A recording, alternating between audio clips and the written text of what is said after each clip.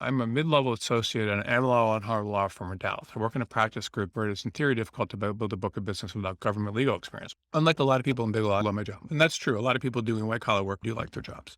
I work long hours to manage my time. I don't mind being busy. I'm not expected to be on call all the time. And I don't have to bill the kinds of hours I want made at a Cravath firm. My professional feedback has been very positive.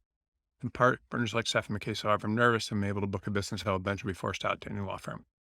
I'm okay being of counsel. So if you have a goal of being a partner in one of these firms, there's a couple of things you can do. The first thing is most people go to work in the U.S. Attorney's Office at some point, even just for a couple of years.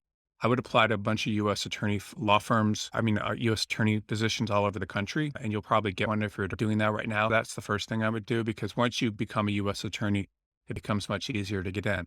But the other thing is, how do you attract clients? You're only looking at one aspect of how do you bring in clients. Whatever the types of white collar cases that you work on, after you work on them, you can write articles about different things. Like how does someone respond? What happens if someone's accused of this type of thing, a white collar thing? How do you handle that? How does someone do this if they have that happen? Becoming an expert in writing about things related to your practice area that are relevant to things you work on could be very helpful. One of the ways to look at business is just pretend you can always start up your blog or anything, or pretend you are a client looking for someone. Yesterday, just happened to be looking for certain type of attorney to help me with something, and it was just something about someone that was an expert in a certain type of contract. And I did a search, and I only could find a few people out there that did it. And the way I found them is because those people wrote articles.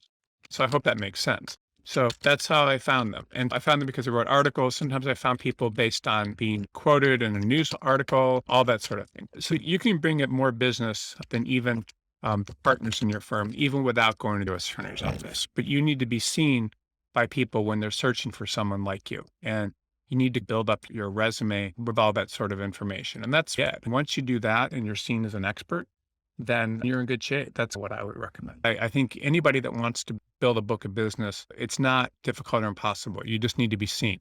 And you don't necessarily need government experience. But I think if you want to do white collar and that's really what you want, I do think you're going to need actual trial experience. And I would recommend spending at least a few years as a U.S. attorney. I just think it'd be crazy not to.